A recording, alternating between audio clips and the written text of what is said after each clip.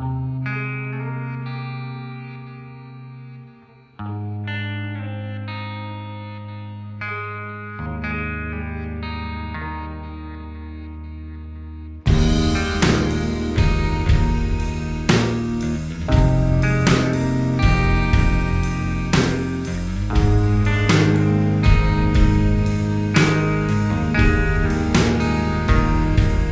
guys, so I've been wanting to do a shelter build. You can tell that this is strictly aspen. I mean, I guess there's some willow too, but it's pretty much strictly aspen. Find a spot and just kind of make a couple things happen, then I'll be happy. But we'll keep exploring here. Whew, I think I found my spot. If I do a shelter build, these two trees are, you know, a good ways apart. They're both alive.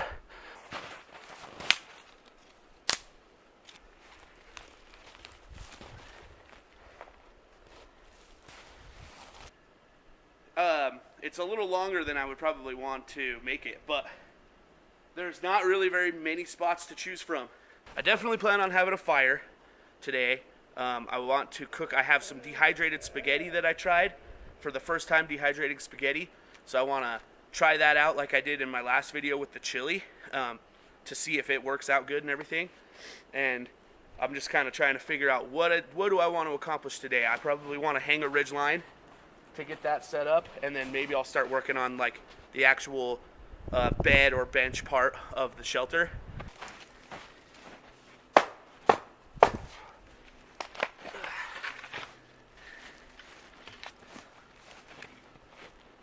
I'm having to hit this deadfall with my axe just to get it unfrozen from the ground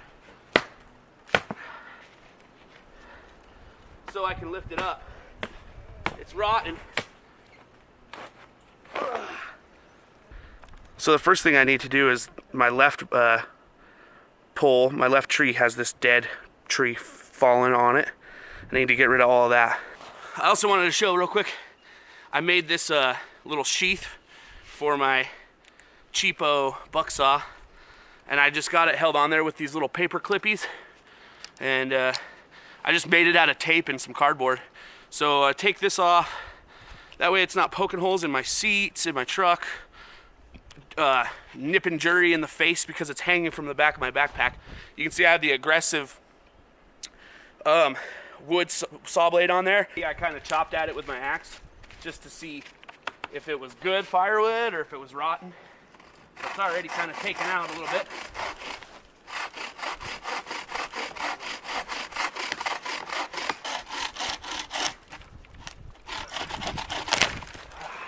Go. So I'll get rid of the big piece in my hand, and I should be able to just kind of scoot this thing. Ugh.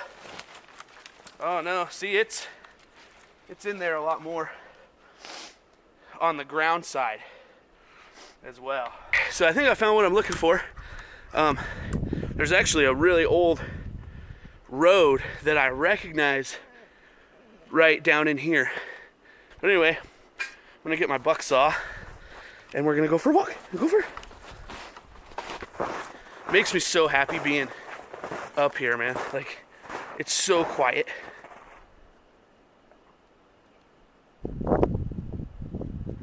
But anyway, here's this crazy old fire route road or whatever.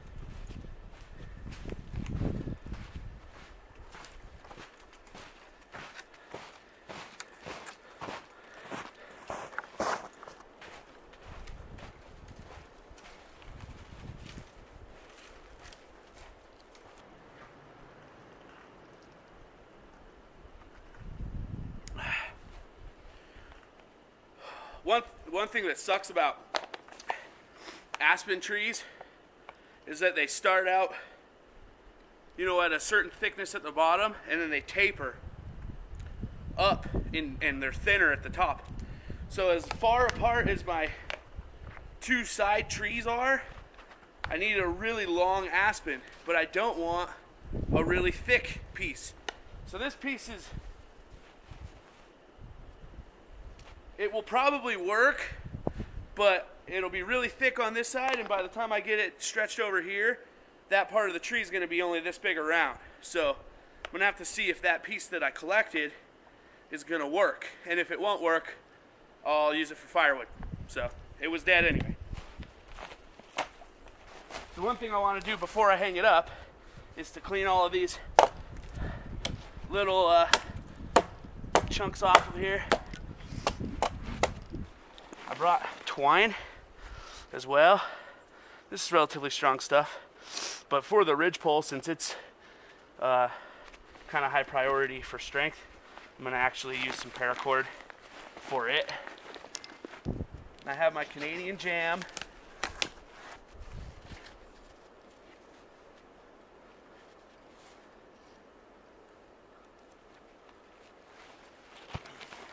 So tighten that up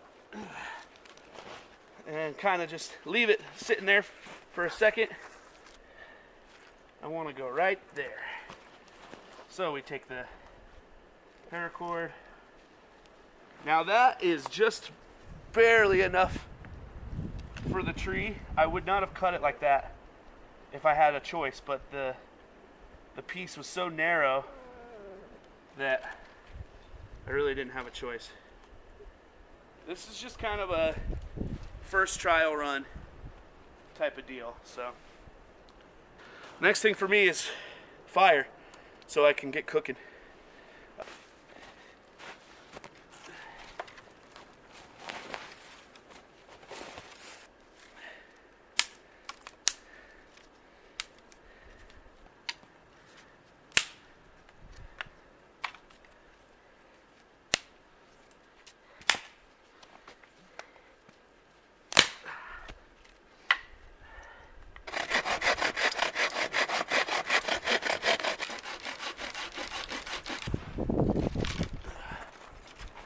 Got some snow on them, but those are my perfect little pieces for the base of the fire, which is what I was going for. So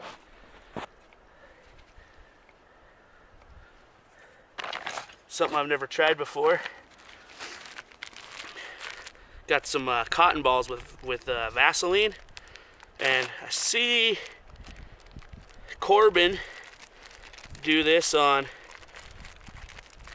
the Wasatch Gear review channel. He makes good videos, check him out. But I'm not sure how, I just kind of stuck these cotton balls in some Vaseline and was kind of just hoping like, oh, maybe it'll work. I didn't actually ask him or look up the proper way of doing this, but I'm gonna see if it works. And if it doesn't work, I will make shavings. I mean, it's not a big deal. I just kind of was thinking I would try something a little different today, so. All right, let's get some sparks going actually, huh? Oh yeah, look at that.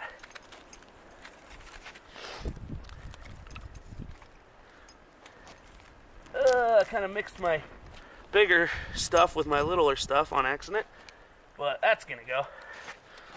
That is gonna go.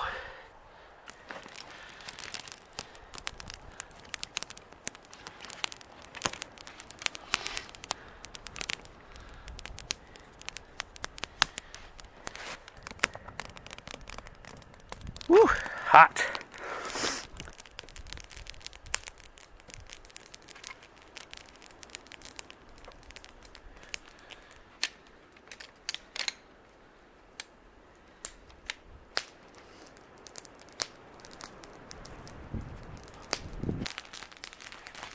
My dehydrated spaghetti, which is macaroni noodle spaghetti. So I got that. I brought some jerky I can munch on. This is my definitely thawed out by now garlic bread that I'm just gonna cook right in the tin foil here.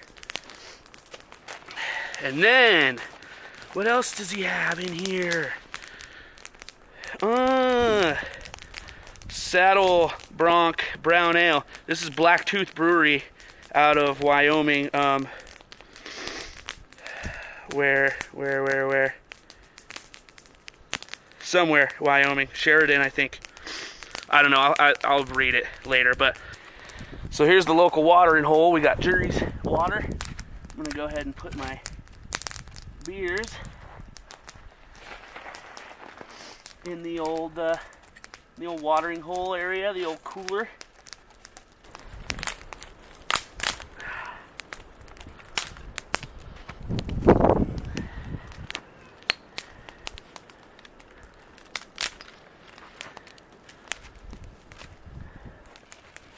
So what I want to do right now is get my spaghetti rehydrating. What I do is refill the spaghetti, refill water in here, just up to where it just barely covers the spaghetti. Just like that. And then I'm gonna let it sit in a safe spot where I won't kick it over with the lid on.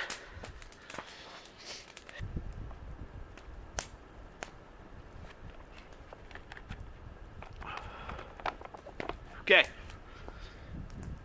this is Saddle Bronc from Blacktooth Brewery.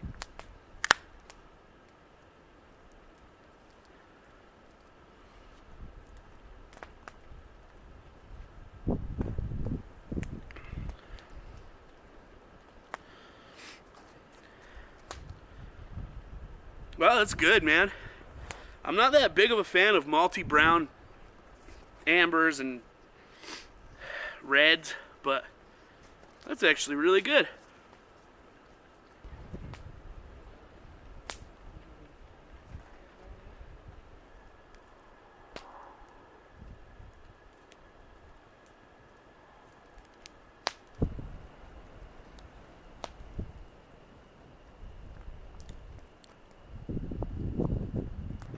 I like the wind because it brings in the ambiance of the scenario.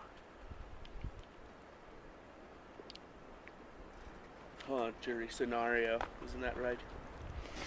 But I want to get, I want to get embers to the left, which that looks good, like embers right there, nice and hot. Embers to the left, Need to find just a solid spot for it there. This is Bomber Mountain Amber Ale. Same brewery, Sheridan, Wyoming, Blacktooth Brewery.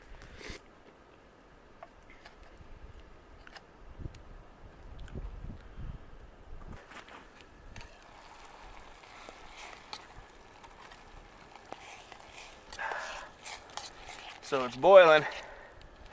God, that's about the consistency that I want right there. And at this point in time, I'm going to throw my garlic bread on the fire. The bread looks a little toastier than it was. Like I said, all the cheese, and I knew this would happen, all the cheese melted to the tin foil. So whatever. Still better than no bread, but cheers, let's try this out.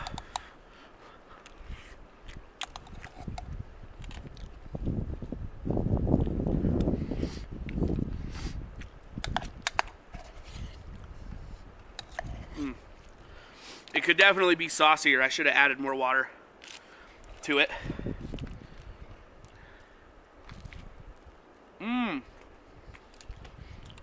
The bread is good too. Look at that. It's like perfectly toasty. There's a little black, but I'm still finishing my beer too, so that's awesome. I got spaghetti, bread, beer. Okay.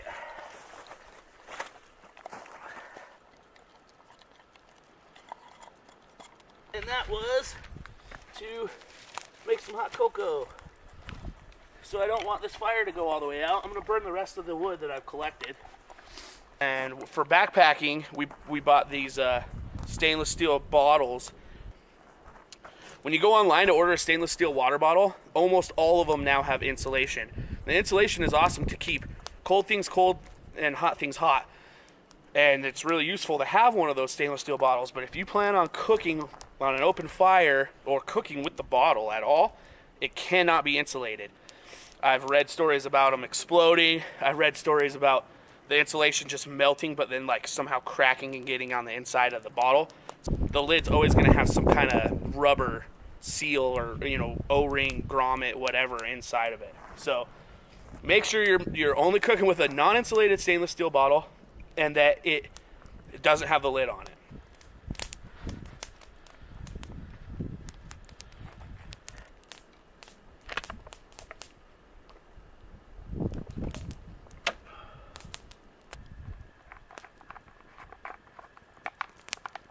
There's probably more than 8 ounces in here, and that's fine too. If it's a little bit weak, oh yeah, I think that's gonna be perfect.